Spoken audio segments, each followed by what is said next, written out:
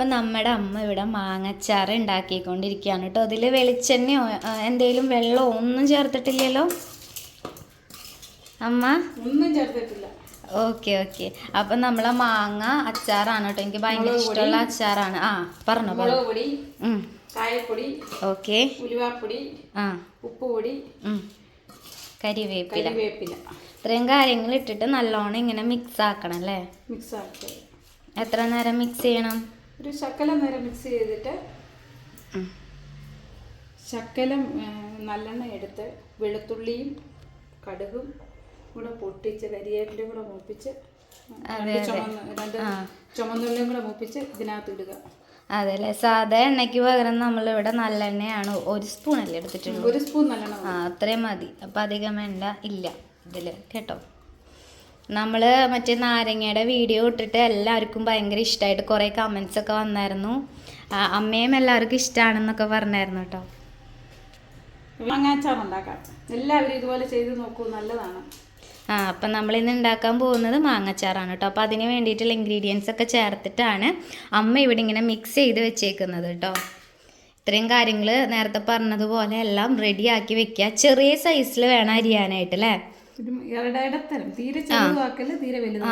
ഒരു മീഡിയം ടൈപ്പിൽ നമ്മളിങ്ങനെ ക്യൂബ് പോലെ കട്ട് ചെയ്തിട്ടേക്കുവാണ് കേട്ടോ. തൊലി കളഞ്ഞിട്ടില്ലല്ലോ? തൊലി കളഞ്ഞു അല്ലേ? തൊലിക്ക് കട്ടി കൂടുതലായതുകൊണ്ട് തൊലി കളഞ്ഞിട്ടുണ്ട്. അപ്പോൾ നിങ്ങൾ ഉണ്ടാക്കി നോക്കുമ്പോൾ ഈ കാര്യങ്ങളെല്ലാം ശ്രദ്ധിച്ചുകൊണ്ട് ചെയ്ത് കഴിഞ്ഞിട്ടുണ്ടെങ്കിൽ ഇതേപോലെ നമുക്ക് അടിപൊളിയായിട്ടുള്ള മാങ്ങാച്ചാർ കിട്ടും കേട്ടോ. അപ്പം നമുക്ക് കിച്ചണിലോട്ട് പോവാം. നമ്മുടെ മാങ്ങാച്ചാർ ഇവിടെ മിക്സ് ചെയ്ത് വെച്ചായിരുന്നു. ഉപ്പും മുളക് പൊടിയും അതുപോലെ തന്നെ കറിവേപ്പും ഒക്കെ ഇട്ടിട്ട് അമ്മ പറഞ്ഞ ഇൻഗ്രീഡിയൻസ് ഒക്കെ ഇട്ടിട്ട് നല്ലോണം മിക്സ് ചെയ്ത് വെച്ചിട്ടുണ്ടായിരുന്നു. അപ്പോൾ ഇതിലേക്ക് കുറച്ച് വെളുത്തുള്ളി അമ്മ ചതച്ചിട്ടിട്ടുണ്ട് കേട്ടോ. മിക്സ് ചെയ്തതിന് ശേഷം വെളുത്തുള്ളി ഒന്ന് ചതച്ചിട്ടിട്ടുണ്ട്.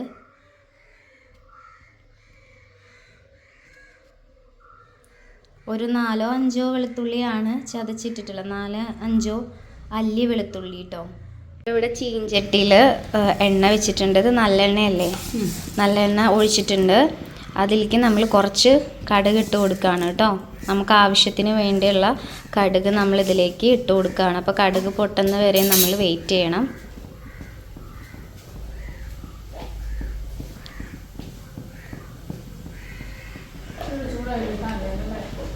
അതെ അതെ അതെ.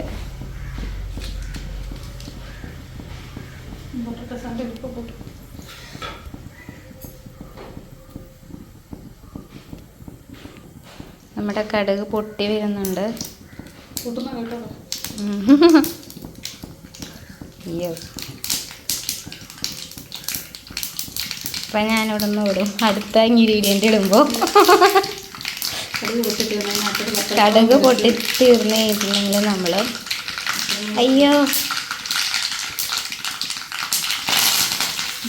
വറ്റൽ മുളകും കറിവേപ്പിലയും നമ്മൾ ഇട്ടിട്ടുണ്ട് കേട്ടോ. അതിലേക്ക് നമ്മൾ തയ്യാറാക്കി വെച്ചിട്ടുള്ള മാങ്ങ മിക്സ് ഇടുവാണ്.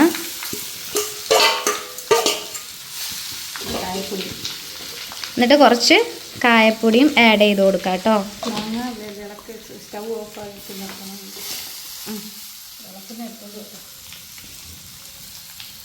നമ്മളത് ഇട്ടപ്പോഴത്തേനും സ്റ്റൗവിലേക്കൊക്കെ കുറച്ച് ഹൈറ്റ് ഉണ്ട്. മിക്സ് ചെയ്തപ്പോൾ തന്നെ നമ്മൾ സ്റ്റവ് ഓഫ് ചെയ്യുവാണ് കേട്ടോ, അല്ലെങ്കിൽ മാങ്ങ ഓവറായിട്ട് വെന്ത് പോവും. അപ്പം അതുകൊണ്ട് നിങ്ങൾ ആ കാര്യം ഒന്ന് ശ്രദ്ധിക്കണം കേട്ടോ.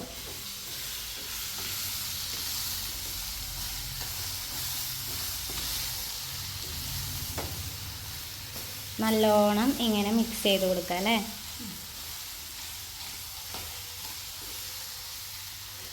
എല്ലായിടത്തും നമ്മൾ അടിമുട്ടി നന്നായിട്ട് ഇളക്കി മിക്സ് ചെയ്യണം. നമ്മുടെ അടിയിലിട്ടിട്ടുള്ള എണ്ണയും കടുകും വറ്റൽമുളകും കറിവേപ്പിലയും ഒക്കെ ഈ മാങ്ങേനായിട്ട് നല്ലപോലെ മിക്സ് ആവണം.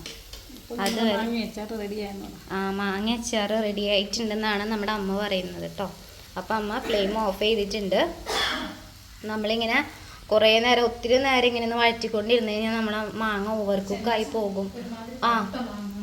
ഒരുമാതിരി പഴുത്ത മാങ്ങ വേണം ഇതിന് ചെയ്യാനെന്നാണ് അമ്മ പറയുന്നത് കേട്ടോ. അല്ലെങ്കിൽ പുളിയാകും, മാങ്ങ വെന്ത് പോവുകയും ചെയ്യരുത്. വെന്ത് പോവുകയും ചെയ്യരുത്, അല്ലെങ്കിൽ പുളി ഇളക്കി എടുത്താൽ മാത്രം മതി. ജസ്റ്റ് ഒന്ന് മിക്സ് ചെയ്യാൻ മാത്രം നമ്മൾ ഫ്ലെയിം ഓൺ ചെയ്താൽ മതി കേട്ടോ. എന്നിട്ട് അപ്പം തന്നെ നമ്മൾ ഫ്ലെയിം ഓഫ് ചെയ്യുകയാണ് ചെയ്യുന്നത്. അല്ലെങ്കിൽ ഓവറായിട്ട് കുക്കായി പോയി കഴിഞ്ഞാൽ ടേസ്റ്റ് കുറയും അല്ലേ.